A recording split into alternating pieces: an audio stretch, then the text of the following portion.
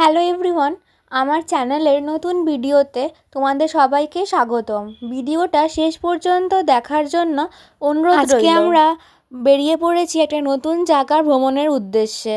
তো সেই জন্যই আমাদের বাড়ি থেকে কলকাতা চিতপুর রেল স্টেশন অবধি একটা গাড়ি বুক করা হয়েছিল। আর আমাদের ট্রেনটা ছিল সকাল 6:50 আমরা কলকাতা রেল স্টেশনে পৌঁছে যাই একদম ঠিক সময়।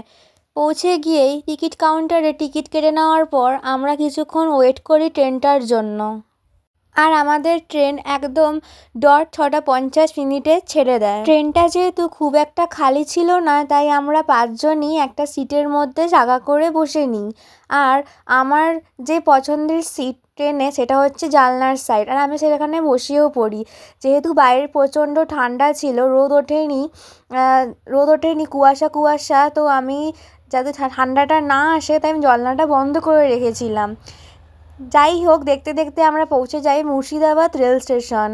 নতুন জায়গা, নতুন সব কিছু, নতুন ফিলিংস। এই ট্রেনটা করেই আমরা এসেছি। ট্রেনটা এখন মুর্শিদাবাদ রেল স্টেশন থেকে ছেড়ে দিল।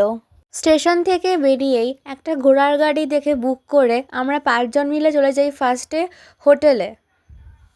এখানে স্ট্যান্ডে ঘোড়ার গাড়ি আর টোটো দুটোরই ব্যবস্থা করা আছে, কিন্তু আমরা যেহেতু ঘোড়ার গাড়িতে এর আগে কখনো উঠিনি, মানে এটা হচ্ছে আমাদের ফার্স্ট ট্যুর, তো আমরা ঘোড়ার গাড়িটা এর জন্য চুজ করি। যেহেতু ঘোড়ার গাড়িতে আমি প্রথমবার উঠেছি, তাই মনে একটু অনুভূতিটা অন্যরকম হচ্ছে, বুঝতেই পারছো দেখে। সামনের এই আঙ্কেলটা আমাদের একটু গাইড করে দিচ্ছিলেন যে কোথায় কোন হোটেলে থাকলে বা কোথায় কিভাবে ঘুরলে ভালো হয়।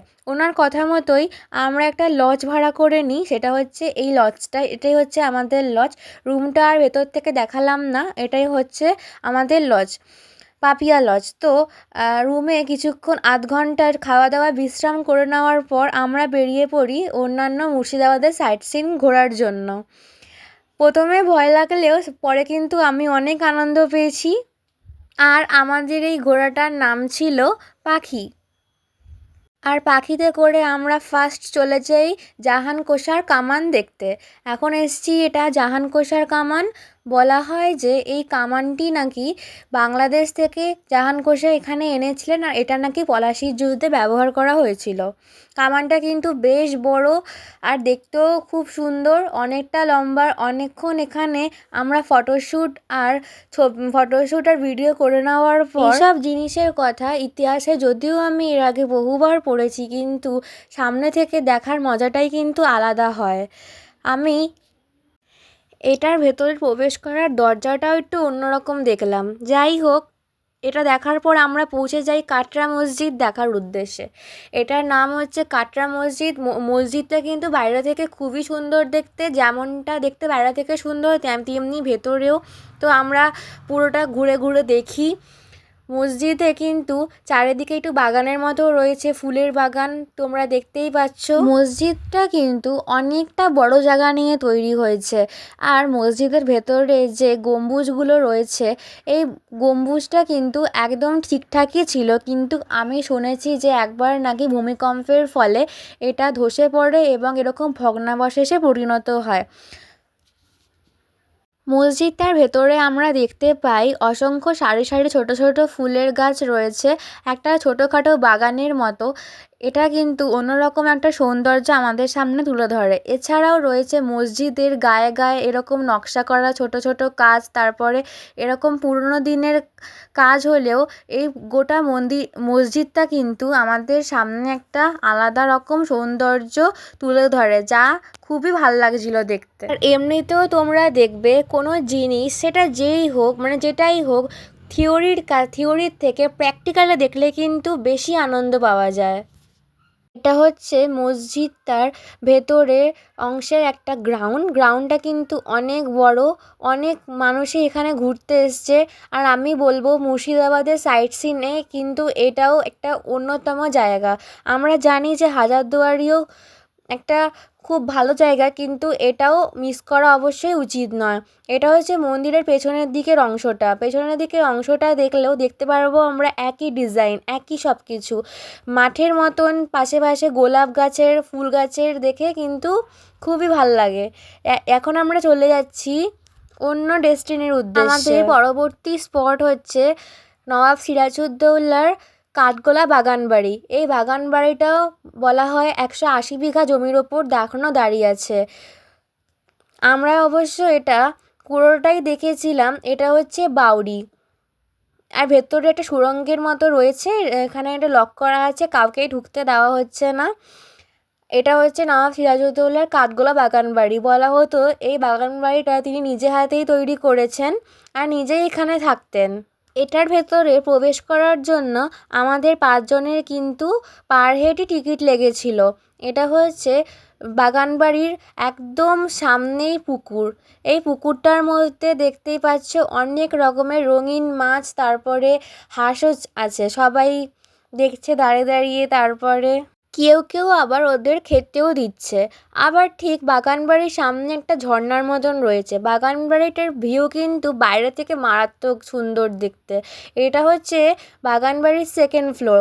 ফার্স্ট ফ্লোর আমরা দেখে এখন 2nd ফ্লোরে চলে এসেছি। অনেকেই ফার্স্ট ফ্লোর দেখে চলে যাচ্ছে, কিন্তু আমরা ঠিক করলাম আমরা যখন এসেছি ঘুরতে তো পুরোটাই আমরা দেখব। ভেতরে যেহেতু ক্যামেরা অ্যালাউ নয়, তাই আমি ফার্স্ট ফ্লোরটা ভিডিও করে দেখাতে পারিনি, আর 2nd ফ্লোরেও মনে হয় নেই, হ্যাঁ নেই। তাই ব্যালকনির যে ভিউটিটা ওটাই তোমাদের কাছে তুলে ধরার চেষ্টা করছি। আর এই জায়গাটার মধ্যে বলা হতো যে নবাবের ছেলে মেয়েরা এখানে নাকি নৃত্য শিখত। আর দূরে দেখতে পাচ্ছ এটা হচ্ছে আদিনাথ মন্দির। মন্দিরটা যেহেতু অনেক দূরে আর তখন বন্ধ ছিল, তাই আর আমরা ভেতরে যাইনি, বাইরে থেকেই ভিডিও করেছি। এটা আমরা চলে এসেছি পাখি ও মাছের গ্যালারি। এখানে নানান ধরনের মাছ আর পাখি আছে, লাগছিল দেখতে। আর তার সাথে সাথে এখানে কিছু রঙিন মাছ, ছোট ছোট, আর কয়েকটা কচ্ছপও আছে। তাদের দেখতে কিন্তু খুব ভালো লাগছে। সবাই দেখো দেখছে কি সুন্দর। এখানে হচ্ছে রং বেরঙের মাছ, দেখো অ্যাকোয়ারিয়ামে সবাই আছে। এক একটা মাছ এক একটার থেকে সুন্দর দেখতে। মাছের দেখা হয়ে যাওয়ার পর আমরা চলে আসি পাখি দেখতে। এটা হচ্ছে ইংরেজি টুপি পরা মুরগি। দেখতেই পাচ্ছ খাঁচার ভেতরে সবাই এখন আছে, কেউ ঘুমাচ্ছে কেউ বা জেগে আছে। এটা হচ্ছে চীনের লেডি আমহার্স্ট। এভাবে করে করে সবগুলো আমরা দেখে নিই মোটামুটি। গ্যালারিতে কিন্তু বেশ মানুষজন ছিল, সবাই কিন্তু এই সৌন্দর্যে অনুভূতি হচ্ছিল একই। এটা হচ্ছে কাকাতুয়া, কি সুন্দর দেখো গায়ের রঙটা। সবাই ফটো ভিডিও করছে বলে ওর মুখটা লুকিয়ে রেখেছে। এটা হচ্ছে পাখি ও মাছের গ্যালারি থেকে বেরিয়ে একটা সুন্দর ঝর্ণা। এই ঝর্ণাটার ভিউও কিন্তু খুব সুন্দর। যাই হোক, ওখান থেকে দেখে আমরা বেরিয়ে যাই অন্য জায়গার উদ্দেশ্যে। এটা হচ্ছে হাউস অফ জগৎ শেঠ, মানে জগৎ শেঠের বাড়ি। কেউ কেউ মিউজিয়ামও বলে থাকে। মুর্শিদাবাদ এসে যদি এই জায়গাটা না দেখে কেউ, তাহলে আমি বলবো সে কিন্তু খুব সৌন্দর্য একটা মিস করবে। ভেতরে যেহেতু ক্যামেরা করা অ্যালাউ ছিল না, তাই বাইরেটাই আমি দেখাচ্ছি। বাইরেটা কিন্তু দেখে মনে হচ্ছে বাইরেটাই এত সুন্দর, ভেতরটা তো আরও নিশ্চয়ই সুন্দর হবে। এখানে যেহেতু ভেতরে ভিডিও করা অ্যালাউ নেই, তাই আমি বাইরে থেকেই দেখাচ্ছি। দেখো এখানে জগৎ শেঠ, যিনি কিনা ছিলেন সিরাজউদ্দৌলা, মীর কাসিম ওনাদের আমলেরই একজন মানুষ, এবং তাদের সঙ্গেই ওনার ওঠা বসা ছিল। তারই বাড়িতে খুব দেখো এত সুন্দর দেখতে। এখানে আর বসার টেবিল চেয়ার রয়েছে, কামান। এটা হচ্ছে ওপরের ফ্লোর। এখানেও কিন্তু দেখার মতন অনেক অনেক সৌন্দর্যের জিনিস রয়েছে। তারপরে আমরা চলে যাই অন্য জায়গার উদ্দেশ্যে। এখন আমরা যাচ্ছি মির্জাফরে ও তার পারিবারিক ঐতিহাসিক 1100 কবরস্থান দেখতে। এটা কিন্তু মির্জাফরের সমস্ত পারিবারিক মানুষেরই কবরস্থান এখানে রয়েছে। পার হেড টিকিট কেটে নেওয়ার পর আমরা ঢুকে পড়ি কবরস্থানে। এখানে 1100টা কবর রয়েছে। কিছু কিছু প্রাকৃতিক উপায় সংরক্ষিত রয়েছে, আবার কিছু কিছু একটু বিশেষ স্পেশালভাবে সংরক্ষিত রয়েছে। বলা হয় মির্জাফর যেহেতু 3টি বিবাহ করেছিলেন, মানে একটা বেগম আর 2টো বাইজি ছিল তার। বলা হয় মির্জাফর যেহেতু 3টি বিবাহ করেছিলেন, মানে তার 3টি স্ত্রী ছিল, একটি বেগম আর 2টো বাইজি। বেগমকে ভেতরের দিকে একটি সংরক্ষিত স্থানে কবর দেওয়া হয়েছে, আর মির্জাফরের সমাধির আশেপাশে দেওয়া হয়েছে তার কাকা এবং তার জ্যাঠার কবর। এমনকি নবাবের যে বেগম ছিলেন তিনি যে দুটি পায়রা পুষতেন তখনকার দিনে যেগুলো চিঠিপত্র আদান প্রদান করতো তাদেরকেও সেখানেই কবর দেওয়া হয়েছে।